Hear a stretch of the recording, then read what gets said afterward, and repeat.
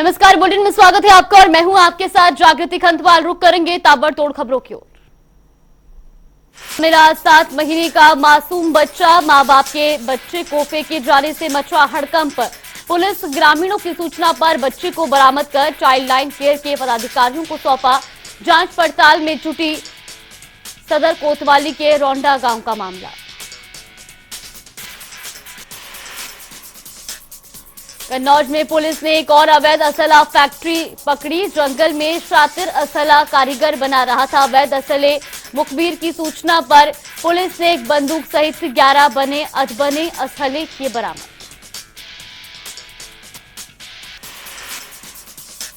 लखीमपुर खीरी में नहीं थम रहा है बाघों का आतंक। आज फिर बनाया बाघ ने एक ग्रामीण को अपना निशाना। अस्पताल ले जाते समय रास्ते में ग्रामीण ने तोड़ा दम। परिजनों का रो रो कर बुरा हाल। सहारनपुर में फरार बलात्कारी गिरफ्तार। पिछले काफी समय से आरोपी चल रहा था फरार। पुलिस ने आरोपी को गिरफ्तार कर भेजा जेल। लखीमपुर खीरी में सनकी पति ने अपनी पत्नी का गला काटकर की हत्या। आपसी विवाद के चलते पति ने दिया वारदात को अंजाम। सूचना पर पहुंची पुलिस ने शव को कब्जे में लेकर आरोपी पति की तलाश में जुटी। सहारनपुर में बिजली विभाग की लापरवाही आई सामने। बिजली के तारों से निकली चिंगारी से किसानों की गेहूं की फसल जलकर हुई राख। 5 बीघा गेहूं की फसल जलकर राख। किसान ने की सरकार से मुआवजे की मांग। बलिया में अज्ञात कारणों से लगी भयानक आग। 50 लोगों के कच्चे पक्के आशियाने जलकर खाक। घरेलू सामान साइकिल सहित 10 बकरियां जिंदा जली। सूचना के बाद भी समय से नहीं पहुंची फायर ब्रिगेड। तहसील बेरिया के नवमी राम टून का मामला। आगरा में जूते की फैक्ट्री में लगी भीषण आग। कश्यप फुटवेयर में आग लगने से मचा हड़कंप। शॉर्ट सर्किट से आग लगने की जताई गई संभावना। दमकल की 4 गाड़ियां मौके पर पहुंची। आग बुझाने के प्रयास जारी। पुलिस भी मौजूद। आगरा में सरकारी राशन की कालाबाजारी पर कार्रवाई। सरकारी चावल से लदे 3 टेम्पो पकड़े। कालाबाजारी के लिए जा रहा था सरकारी चावल। एडीएम सिविल सप्लाई ने पकड़ा। लखनऊ में मनोज कुमार द्विवेदी को अतिरिक्त प्रभार मिला। मंडलीय संयुक्त शिक्षा निदेशक अयोध्या अतिरिक्त प्रभार मिला। वर्तमान में मंडलीय शिक्षा निदेशक कानपुर के पद पर है तैनात। उत्तर प्रदेश शिया सेंट्रल वक्फ बोर्ड के आदेश दिए। शिया वक्फ संपत्तियों से हटाए बैनर पोस्टर। राज्य की सभी वक्फ संपत्तियों से हटाने के आदेश। बोर्ड के प्रशासनिक अधिकारियों ने आदेश किए जारी। कहा बैनर पोस्टर से श्रद्धालुओं की भावनाएं आहत होती हैं। सहारनपुर के गांव कादपुर में घर में घुसकर नाबालिग लड़की से छेड़छाड़। पुलिस ने आरोपी 3 सगे भाइयों को किया गिरफ्तार। अमेठी में संदिग्ध परिस्थितियों में अज्ञात युवक का मिला शव। पेट पर लटका हुआ था युवक का शव मिलने से इलाके में मचा हड़कंप। सूचना पर पहुंची पुलिस ने शव को कब्जे में लेकर पोस्टमार्टम के लिए भेजा। उत्तर प्रदेश में बेटी पढ़ाओ बेटी बचाओ में कितनी हैं बेटियां सुरक्षित। भाजपा सरकार में बेटियों ने दिया बयान। कहा अब हम सुरक्षित महसूस कर रहे हैं। सपा सरकार में आए दिन जगह जगह अमानवीय व्यवहार होता था। अमरोह में अधेड़ व्यक्ति ने किया नाबालिग बच्ची के साथ दुष्कर्म का प्रयास। आरोपी व्यक्ति के खिलाफ पुलिस ने किया मुकदमा दर्ज। पुलिस हिरासत में आरोपी व्यक्ति लड़की को मेडिकल प्रशिक्षण के लिए जिला अस्पताल भेजा। बस्ती के जेलर और जेलर की पत्नी के खिलाफ जेल सिपाहियों ने खोला मोर्चा। जेलर पर छुट्टी न देने का लगाया आरोप। कहा जेलर की पत्नी की चरण वंदना करने के बाद सिपाहियों को मिलती है छुट्टी। महोबा में डिप्टी सीएम ब्रिजेश पाठक के निर्देश पर बड़ी कार्रवाई। जिले के सरकारी अस्पतालों में तैनात 4 डॉक्टरों पर हुई कार्रवाई। डॉक्टर ड्यूटी से लंबे समय से चल रहे थे गायब। प्रशासन की इस कार्रवाई से स्वास्थ्य महकमे में मचा हड़कंप। फतेहाबाद क्षेत्र के रिहावली गांव में खाने के खाली टिफिन को लेकर दो पक्षों में संघर्ष, दोनों पक्षों में जमकर चले लाठी डंडे और कुल्हाड़ी। दोनों पक्षों से 4 लोग गंभीर रूप से घायल। घायलों को पुलिस ने इलाज के लिए भेजा अस्पताल।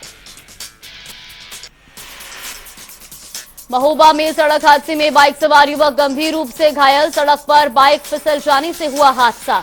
घायल युवक को पहुंचाया गया जिला अस्पताल। महोबा कोतवाली क्षेत्र के ग्राम बरात पहाड़ी के पास का मामला। महोबा में पुलिस अधीक्षक के निर्देशन पर अपराधियों के विरुद्ध चलाए जा रहे अभियान। पुलिस ने अवैध शराब के विरुद्ध की बड़ी कार्रवाई। अवैध शराब बनाते हुए 2 माफियाओं को पुलिस ने किया गिरफ्तार। 800 लीटर कच्ची शराब और शराब बनाने के उपकरण बरामद। गिरफ्तार किए गए शराब माफियाओं को पुलिस ने भेजा जेल।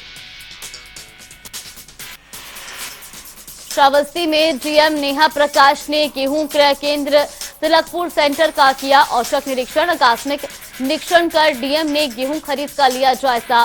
ज्यादा से ज्यादा किसानों का सरकारी सेंटर पर गेहूं खरीद करने के निर्देश। झांसी के बबीना थाना क्षेत्र में पुलिस और बदमाशों के बीच हुई मुठभेड़। 2 बदमाशों के पैर में लगी गोली। पुलिस ने बदमाशों की गिरफ्तारी कर इलाज के लिए अस्पताल में कराया भर्ती।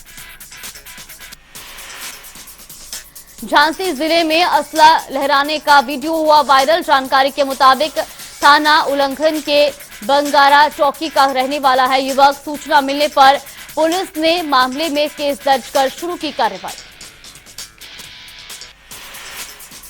आगरा में किसान के बेटे ने पशुअप में बनाया अंतर्राष्ट्रीय रिकॉर्ड। देसी खाना खाकर बनाई बॉडी। अन्य लोगों के लिए बनी मिसाल। पिता ने खेती कर बेटे को बनाया अंतर्राष्ट्रीय खिलाड़ी। बरेली कोतवाली के मालखाने से पिस्टल गायब होने के मामले में कमांडर का कड़ा रुख। मालखाना in charge sub inspector Ramesh Chandra को किया तत्काल प्रभाव से suspend. Sub inspector Ramesh Chandra के खिलाफ थाना कोतवाली पर आईपीसी की धारा 409 के तहत दर्ज है एफआईआर। मुजफ्फरनगर में विद्युत भंडार केंद्र में लगी भीषण आग। सूचना मिलने पर मौके पर पहुंची पुलिस और फायर ब्रिगेड की टीम। कड़ी मशक्कत के बाद आग पर पाया काबू। अलीगढ़ आईटीआई रोड पर बदमाशों द्वारा व्यापारी पर चलाई गई गोली। शटर के हुई पार। कारीगर के सिर में बट मारकर किया घायल। पुलिस ने बट मारने वाले आरोपी को किया गिरफ्तार।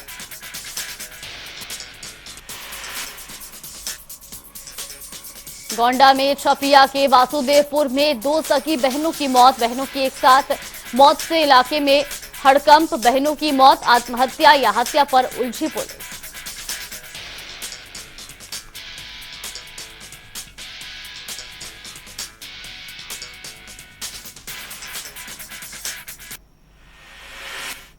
और रुक करेंगे बड़ी खबर का। बड़ी और अहम खबर आपको बता दें, इस वक्त की बड़ी खबर। लखनऊ एसटीएफ ने मोहम्मद मुस्लिम को उठाया तो अतीक के फाइनेंसर मोहम्मद मुस्लिम को गिरफ्तार किया गया है। बिल्डर मोहम्मद मुस्लिम को एसटीएफ लेकर गई है। वहीं आपको बता दें कि एसटीएफ मोहम्मद मुस्लिम से पूछताछ कर रही है। तो माफिया अतीक का सबसे खास माना जाता है मोहम्मद मुस्लिम। ये बड़ी और अहम खबर आपको बता रहे, जहां असद और मोहम्मद मुस्लिम का ऑडियो भी वायरल हुआ था। लेन देन को लेकर यह ऑडियो था जिसको वायरल किया गया। उसके बाद अब एसटीएफ ने मोहम्मद मुस्लिम को उठा लिया है, गिरफ्तार कर लिया है। वहीं अतीक के फाइनेंसर मोहम्मद मुस्लिम को एसटीएफ लेकर गई है। ये बड़ी और अहम जानकारी। तो मोहम्मद मुस्लिम पेशे से बिल्डर है। वहीं आपको बता दें कि एसटीएफ मोहम्मद मुस्लिम से पूछताछ कर रही है। तो माफिया अतीक का सबसे खास है मोहम्मद मुस्लिम। ये बड़ी और अहम जानकारी। वहीं आपको बता दें कि अतीक और मोहम्मद मुस्लिम का एक ऑडियो भी वायरल हो रहा है, जहां ऑडियो में लेन देन को लेकर बात की जा रही है। ये कह रहे थे कि भाई के पास हम जाते हैं जेल मुलाकात करने से, उमर भाई से मिलने जाते हैं जेल। तो उन्होंने ही हमसे कहा था आपसे बात करने को कुछ। अच्छा, वो 5 तारीख को आ रहे हैं पेशी पे। तो आप टाइम निकाल के वो उनसे मुलाकात के लिए आ जाते हैं।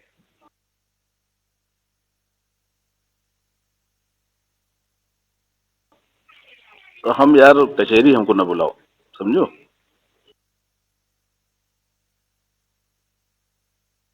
क्या हो गया कचहरी में?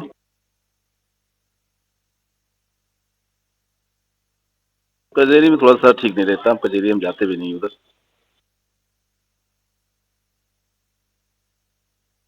या जेल चलिए हमारे साथ। अब जेल वेल हम ना जा पाएंगे, और कोई मैसेज हो बताओ तो हम बताओ, जो करना हो कर दें। नहीं तो मुलाकात न कर पाएंगे, ये कहना चाह रहे हैं आप? तो मुलाकात कर लिया जाता है।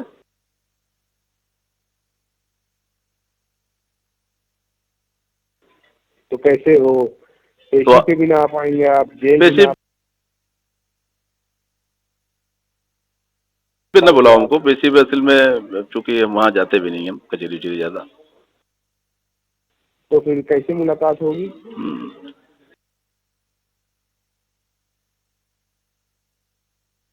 मुलाकात हम तुम कर लेंगे कहीं पे जहाँ कहोगे। नहीं, उमर भाई से मिलना था आपको। उमर से मिलना है तो चलो, अच्छा हम देखते हैं, क्योंकि वहाँ चूंकि कचहरी उचहरी बहुत कम जाते हैं ना। एक बार वहाँ मुलाकात हो गई थी उन लोग से, जकी लोग से। कोई मैसेज हो तो चलिए बता ठीक देना है हमको। मुजीब साहब, हाँ? बस वही बात है ना कि एक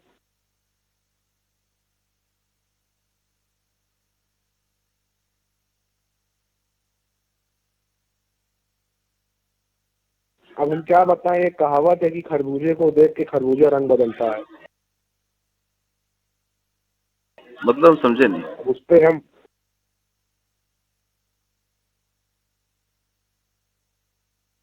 आगे क्या कर सकते हैं?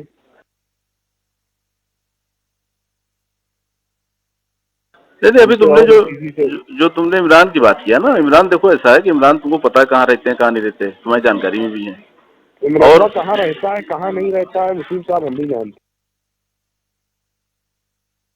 नहीं, सुन तो लो हमारी बात। और अगर कोई हैं। मसला मसाइल हमारे साथ बचपन से हमारे दोस्त भी रहे, कोई मसला मसाइल है, कभी फोन फान आता है तो हम इनकार तो कर नहीं सकते किसी को। वही बात है ना हाँ। कि 12:30 भाई बजे हम तक हम भी देखते हैं गाड़ी आपके यहाँ। नहीं, हमारे यहाँ बहुत से लोग हैं, पता नहीं किस कौन मिलने आता है, किससे मिलने आता है। आज तो आए थे, मुलाकात करके भी चले गए किसी के साथ। बस वही बात है। चलिए ठीक है, हम बात कर लेते हैं। आप हमारा नंबर सेव कर लीजिए, बस फोन उठा लीजिए। ठीक है। जी ठीक है।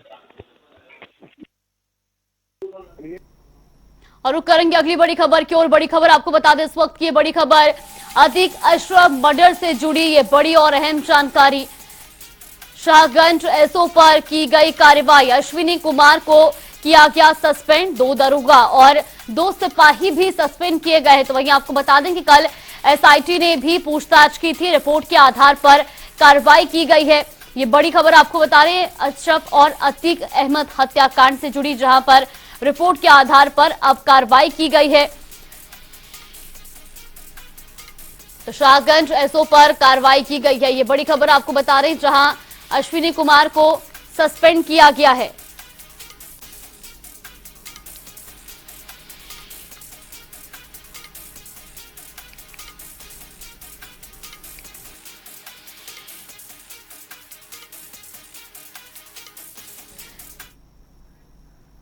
और रुक करेंगे अगली बड़ी खबर की ओर। बड़ी और अहम खबर आपको बता दें, इस वक्त की ये बड़ी खबर, तो अतीक अशरफ हत्याकांड से जुड़ी ये बड़ी खबर आपको बता रहे हैं, जहां तीनों शूटर्स की सीजेएम कोर्ट में पेशी हुई है।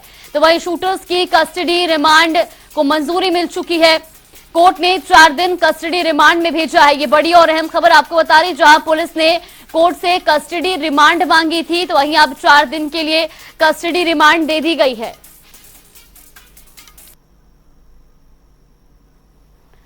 इसी खबर पर ज्यादा जानकारी के लिए हमारे सहयोगी सैयद मोहम्मद आमिर और तौकीर किदवई हमारे साथ जुड़ गए हैं।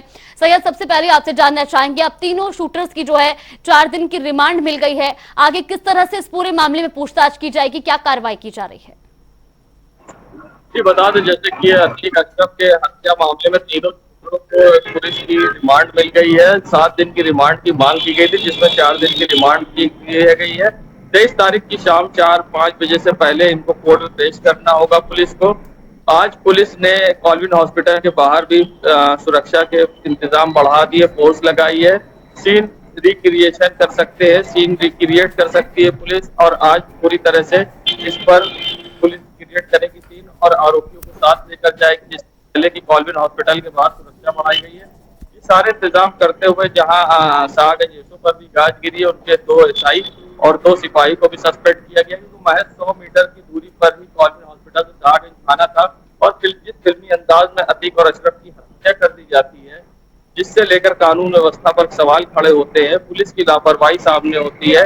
और अब इसमें जांच में ये भी बात सामने आएगी कि जो धूमनगंज एसओ थे, जिनके नेतृत्व में राजेश मौर्य के इनको लाया गया था, अभी तक उन पर किसी तरह की कार्रवाई नहीं हुई है। ये अपने आप में एक बड़ा सवाल खड़ा हो रहा है। और राजेश मौर्य को लेकर एसआईसी कॉल्विन ने भी, नाइदा ने भी जो अखबारों में अपने बयान दिए थे कि कोर्ट में लाने से, पुलिस को लाने से, पुलिस अतीक और अशरफ को लाने से पहले इन्फॉर्म नहीं किया था अस्पताल को। अगर ऐसी कोई बात थी और कोई ऐसा हाई सिक्योरिटी का मामला होता है तो हम जेल में भेज के जेल में और थाने में भेजकर मेडिकल कराया जा सकता था, मगर पुलिस की लापरवाही और धूमनगंज एसओ की लापरवाही है, मगर उसके बावजूद कोई कार्रवाई नहीं है। और ये तीनों आरोपियों को जो कि रिमांड पे लिए गए, हत्या आरोपी अतीक अशरफ के, इनको पुलिस लाइन में कड़ी सुरक्षा के बीच में रखा गया, मगर अतीक अशरफ को धूमनगंज के लॉकअप में रखा गया। कहीं ना कहीं कई सवाल अब खड़े हो रहे हैं पुलिस की कार्रवाई पर। जी बिल्कुल, तौकीर आपसे भी जानना चाहेंगे, जिस तरह से अतीक अशरफ मामले में लगातार पुलिस की कार्रवाई जारी है, अब मुस्लिम मोहम्मद को भी जो है गिरफ्तार कर लिया गया है, फाइनेंसर अतीक का बताया जा रहा है।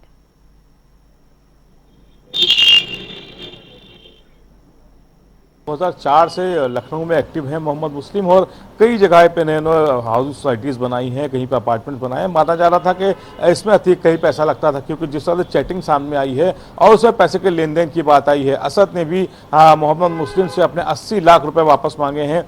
5 करोड़ के एक लेन देन की बात सामने आई थी। इसके बाद से ही पुलिस जो भी अतीक के करीबी लखनऊ या अन्य जिलों में एक्टिव थे, उन सभी को ट्रेस आउट करना शुरू कर दिया था। इसी कड़ी में मोहम्मद मुस्लिम को बताया जा रहा है कि 3 से 4 दिन पहले ही हिरासत में एसटीएफ की टीम ली चुकी है और लगातार उनसे पूछताछ की जा रही है कि आखिर वो अतीक से किस तरह संपर्क में थे। बताया ये भी जाता है कि इलाहाबाद में अतीक और मोहम्मद मुस्लिम के मकान एकदम पड़ोस में हैं, यानी कि अगल बगल रहने वाले हैं, और वहाँ से ही ये पूरा रिश्ता जो था वो पूरी उसमें आ गया था और पैसे के लेन देन में आ गया था। और यही वजह है कि अब अतीक मुस्लिम के जरिए ही कई ऐसे अपार्टमेंट्स में पैसा लगाता था जहां से पैसे की बढ़त की जाती थी। जाहिर तौर पर मुस्लिम को हिरासत में लेने के बाद कई और भी राज खुलेंगे, किस तरह की रकम होती थी, किस तरह से रकम दी जाती थी, क्या हवाले के जरिए रकम दी जाती थी, इस तरह के कई सवाल हैं जो मुस्लिम से पूछताछ के बाद सामने आएंगे। लेकिन जिस तरह से आपने कहा कि आज एसआईटी की टीम को 4 दिन की रिमांड मिली है, इसमें लवलेश तिवारी, अंकित मौर्य और सन्नी सिंह, इन तीनों को पुलिस ने कस्टडी में लिया है। इनसे पूछताछ के बाद भी कई तरह के राज खुलेंगे, क्योंकि इन तीनों के पीछे भी कई बड़े राज दफन है। क्या पीछे कोई व्हाइट कॉलर है जिसको बचाया जा रहा है? पिस्टल किसने प्रोवाइड कराई थी? असलहे कहां से आए थे? हाईटेक वेपन्स उसको कहां से मिले? इसके अलावा उनका उद्देश्य क्या था? उन लोग को मारने के लिए किसने सुपारी दी थी? या फिर उनके पीछे कुछ ऐसे लोग हैं जिन्होंने इस पूरी घटना को ऑर्गेनाइज किया, बाद में सिर्फ ये मोहरे के तौर पर ये ललितेश तिवारी और अंकित मौर्य और सनी सिंह को इस्तेमाल किया गया। तो फिलहाल पुलिस की कस्टडी रिमांड भी कई तरह के राज खोलेगी और इधर मुस्लिम से जो पूछताछ हो रही है, इसके बाद भी कई ऐसे जो पड़ते हैं वो उखड़ेंगे और उसके बाद कई सच बाहर आ सकते हैं। लेकिन माना यह भी जा रहा है कि जिस तरह से आज पुलिस पर कार्रवाई की गई, वहां पर शाहगंज इंस्पेक्टर को तो हटा दिया गया क्योंकि वो उनके क्षेत्र में वो मेडिकल कॉलेज आता था जहां पर अतीक और अशरफ को लाया गया था। लेकिन लापरवाही के मामले में सबसे बड़ी गलती सामने आई है वो धूमनगंज पुलिस की आई है, क्योंकि धूमनगंज पुलिस की कस्टडी में ही मेडिकल कराने अतीक और अशरफ को लाया गया था। यानी कि पूरी लापरवाही का ठीकरा धूमनगंज पुलिस के ऊपर ही जाता है। उन्होंने अपने अधिकारियों को किस तरह से नहीं बताया वहां का, क्योंकि 15 दिन पहले ही जब अशरफ ने कह दिया था कि उनकी हत्या कर दी जाएगी, उसके बाद लॉ एंड ऑर्डर को मेंटेन करने के लिए या फिर सुरक्षा मुहैया कराने के लिए अधिकारियों ने इसे गंभीरता से क्यों नहीं लिया था? और एलआईयू जो वहां का लोकल इंटेलिजेंस है वो क्या कर रहा था? क्या उसे किसी इस प्रकार की जानकारी नहीं लगी कि अशरफ अतीक की हत्या हो सकती है? तो इस तरह के कई सवाल हैं। लोकल इंटेलिजेंस से भी जरूर पूछा जाना चाहिए कि वो कहाँ फेल हुए, आखिर उनको आखिर इस बात की जानकारी क्यों नहीं हुई कि अतीक और अशरफ को मारने की साजिश रची जा रही है। तो कई तरह के सवाल है, इसके जवाब अभी आने बाकी हैं। लेकिन माना यह भी जा रहा है कि जिस तरह से सुप्रीम कोर्ट को एक लेटर लिखा गया है, चीफ जस्टिस ऑफ इंडिया को जो लेटर लिखा गया है अतीक की तरफ से, जब वो पहुंचेगा, और जिस तरह से मुख्यमंत्री को शाइस्ता ने एक लेटर लिखा, उसमें भी कई बड़े खुलासे किए गए हैं। ये सभी जब कंक्लूजन किए जाएंगे, यानी कि जब सभी तथ्य सामने रखे जाएंगे, तो कोई एक बड़ी कार्रवाई की आशंका वो जताई जा रही है। और माना यह भी जा रहा है कि कई बड़े अफसर इस पूरे हत्याकांड में लिप्त हो सकते हैं, जिसको लेकर अभी तो सवाल है, लेकिन आने वाले समय में अगर जवाब सामने आएगा तो उन पर भी कार्रवाई होगी। जी बिल्कुल सैयद, आपसे भी जानना चाहेंगे, जिस तरह से अतीक के करीबियों पर लगातार पुलिस का जो शिकंजा है वो बरकरार है, लगातार अतीक के करीबियों को पकड़ा जा रहा है, क्या कुछ इसमें आगे कार्रवाई की जा रही है? क्योंकि जिस तरह से तीनों जो शूटर्स थे जिन्होंने अतीक और अशरफ की हत्या को अंजाम दिया, क्या उन पर भी जान का खतरा हो सकता है? ज्यादातर अतीक के करीबी ने जब देखा कि सरकार बदली और सत्ता बदली, तो अपने को बचाने के लिए अतीक का विरोध करने लगे, जिनमें हमने कई बार खबरों में भी दिखाया अपने जनता टीवी पर। मगर वो शूटर अपने आप को सरकारी गवाह बताते हैं, तो कभी मीडिया में बयान देते हैं अतीक के खिलाफ, जिससे कि वो बचे रहें, और कई आरोप लगाते हैं। जब मजा लेने का और फायदा उठाने का टाइम था तो सब साथ में थे, जब बुराई का टाइम आया तो लोगों ने आरोप लगाते हुए अपने आप को बचाने की कोशिश की। कई शूटर्स अतीक के अभी फरार हैं, जैसे असाद कालिया की गिरफ्तारी आज हुई है, और भी कितने ऐसे शूटर्स हैं अतीक के जो अभी फरार हैं। जो अतीक का तोता कहलाता जुल्फिकार, पिछले दिनों आगरा जेल में बंद था, अभी वो कहाँ है ये स्पष्ट नहीं है। ऐसे में कई सवाल खड़े होते हैं, अतीक के शूटरों को खतरा है या अतीक के शूटर खुद मिल गए हैं विपक्ष से, अतीक के हथियारों से, ये अभी बात स्पष्ट नहीं है। क्योंकि अतीक के जो भी शूटर्स हैं जो अतीक का विरोध कर रहे हैं, कहीं ना कहीं कभी तो उनके साथ थे। अगर पुलिस उनको भी हिरासत में लेके अगर पूछताछ करती है, तो अतीक की जो जिस जहां जहां संबंध है, यानी चाहे वो पाकिस्तान हो या अवैध पंजाब का देखा जाए, कई संबंध जो अतीक के सामने आए हैं, वो कहीं ना कहीं खुलासा हो सकता है। मगर कहीं ना कहीं जांच में उनको कहीं रियायत दी जा रही है, ये अपने आप में एक सवाल है। मगर जो मुस्लिम है, मुस्लिम को भी अतीक अहमद ने खड़ा किया। बिल्डिंग अकामा बिल्डर्स के नाम से इनका चलता है प्रॉपर्टी का काम। प्रयागराज में छोटा सा मुस्लिम का बिजनेस हुआ करता था कभी, फिर पूरी तरह से अतीक का हाथ मिलने के बाद अकामा बिल्डर्स एक बड़ी कंस्ट्रक्शन कंपनी से खड़ी हो जाती है।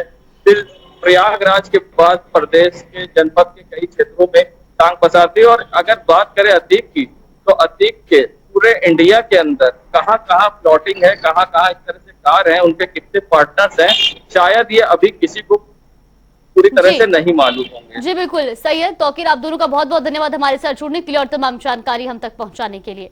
तो लगातार ये बड़ी खबर आपको बता रहे, अतीक के फाइनेंसर मोहम्मद मुस्लिम को अब पुलिस ने गिरफ्तार कर लिया। तो वहीं खबरों में आगे बढ़ेंगे, जहां वैश्विक नगरी आगरा के खिलाड़ी उत्तर प्रदेश में अव्वल ही नहीं बल्कि राष्ट्रीय पटल पर स्वर्णिम सफलता अर्जित करके प्रदेश का गौरव बढ़ाने का काम कर रहे हैं। आगरा के एक दो बॉक्सर नहीं बल्कि आधा दर्जन ऐसे खिलाड़ी हैं जो राष्ट्रीय पटल पर पदक अर्जित कर रहे हैं। बता दें कि एकलव्य स्पोर्ट्स स्टेडियम में एथलीट्स को प्रशिक्षण दे रहे कोच धर्मेंद्र सिंह यादव दावा करते हैं कि आने वाले समय में आगरा के खिलाड़ी ओलंपिक में खेलेंगे ही नहीं बल्कि पदक भी जीतेंगे। कोच धर्मेंद्र ने बताया कि अभी भी तमाम ऐसे खिलाड़ी उनसे प्रशिक्षण ले रहे हैं जो भविष्य में भारत के स्टार खिलाड़ी होंगे।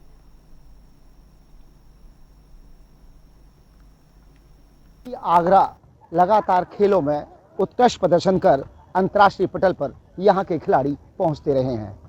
इसी श्रृंखला में आगरा के बॉक्सिंग खिलाड़ी लगातार कीर्तिमान स्थापित कर रहे हैं और विश्व पटल पर ही पहुंच रहे हैं। इस समय हम हैं आगरा के एकलव्य स्पोर्ट्स स्टेडियम में और यहां पर आप पीछे देख रहे हैं कि नौनिहाल भी यहां पर अभ्यासरत हैं और दमखम दिखा रहे हैं और उनकी कोशिश है कि वह आगरा को गौरवान्वित कर राष्ट्रीय और अंतर्राष्ट्रीय पटल पर पहुंचाए। हमारे साथ हैं बॉक्सिंग के कोच जो कि यहाँ पर कोचिंग देते हैं। सर, किस तरीके की यहाँ पर व्यवस्था है और अगर प्रदर्शन की बात करें तो आगरा इस समय कहाँ तक पहुँचा है?